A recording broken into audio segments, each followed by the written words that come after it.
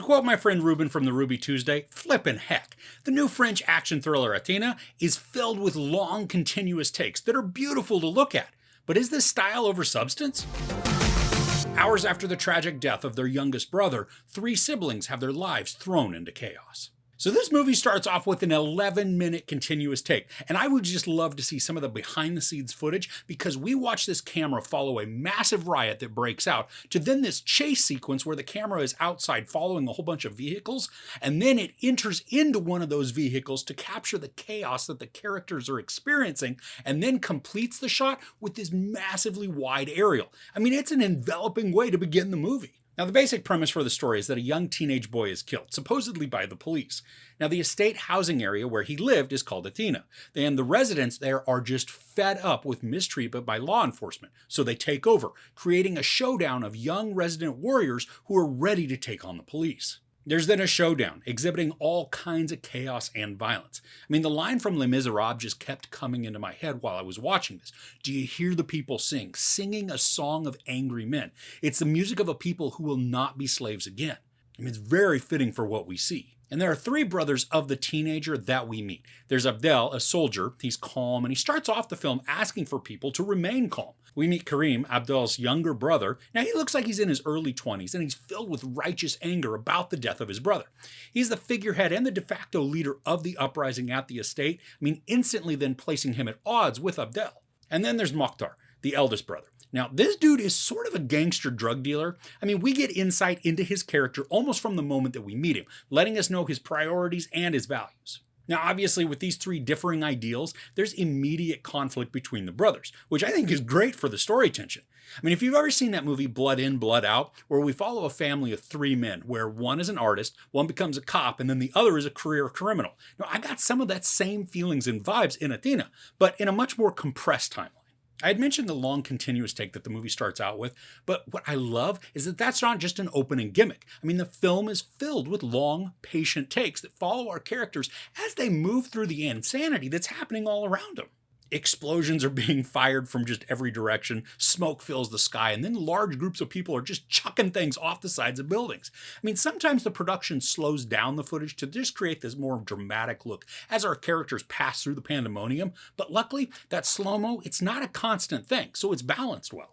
But I was worried as I was watching that this was going to become style over substance. The presentation is beautiful and it's engaging, but I was wondering if I was distracted by the beauty and if the story itself was actually just poo with a pretty wrapper. I think the story's a very basic one. The premise is simple as we see people who are just fed up and they're reaching their breaking point, reacting to circumstances. But woven throughout is a character journey that Abdel goes on. As he maneuvers through all of the destruction that's happening around him, we see Abdel take on many different mindsets, from concerned family member to organized soldier to then fearless and frustrated leader, and then to mourning brother.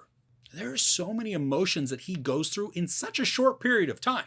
And the way this is presented with the continuous takes, the story feels like it's playing out in real time rather than a lot of scenes stitched together with a bunch of time gaps. Now, I could feel Abdel's emotions. He leads us through the gamut that he's experiencing, and when some of the climactic moments come, they feel believable. They may not be wholly relatable, but I do buy into the performance. And that's what makes this not just style over substance. We get characters that are dynamic, where their actions and their motives are what make the story. This is an hour and 39 minutes of high tension that is then offset by this musical score that is made up of a choir. It is both comforting and harrowing all at the same time. The voices, they're almost haunting when combined with the madness and the violence that's erupting all over the screen. Now, there's also a social commentary that's ingrained within the story. And I think the film is speaking to the reactionary tendency that humans have, especially when faced with injustice.